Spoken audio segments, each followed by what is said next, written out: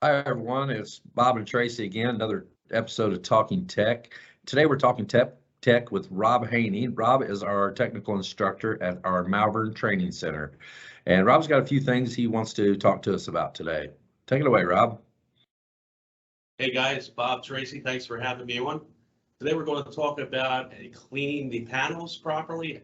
In my book, I call it the foundation of the repair. If we clean whatever we're spraying properly, it eliminates a lot of the headaches down the road while we're spraying or potential comebacks down the road.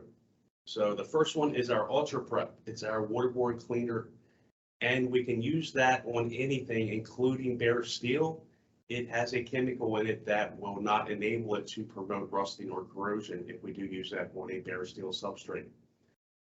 Second, we have our M600, which is our general purpose solvent-borne cleaner. And then lastly, we have our anti-static solvent-borne cleaner for bare plastic or fiberglass parts, and we can also use that on like an OEM cured finish. Very good. So, Rob, a lot of times the question comes up with the anti-stat and the waterborne cleaner and the solvent cleaner, they're pretty well, people understand them pretty well, I think. But anti-stat, per our TDS, we ask to leave 30 minutes of flash time once we wipe down a raw plastic part with that. Can you tell us why that is? Good question, Tracy.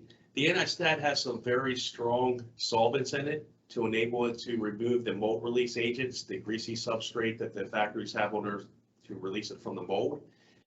And if we clean that bare substrate and some of those solvents are still in the substrate and not evaporated yet, and we seal over top of that, that could create blistering. So we always want to give it that time to flash out before we refinish over to eliminate this possibility of blistering.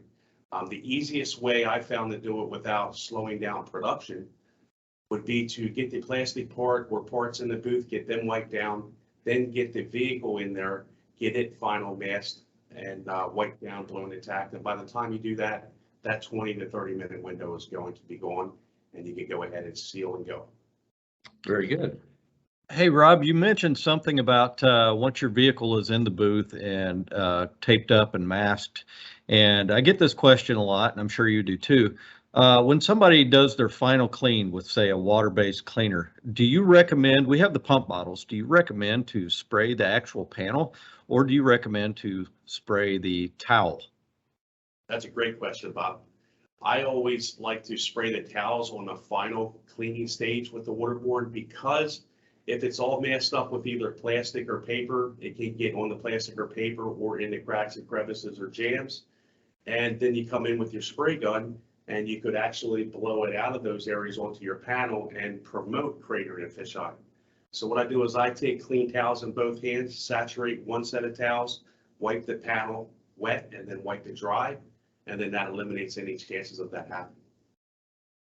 Well, that's great advice, Rob. And I just want to say thanks for being with us today on Talking Tech. And I'd like to thank everybody for watching. I'd like to thank you for choosing AkzoNobel, and be sure to follow us on social media.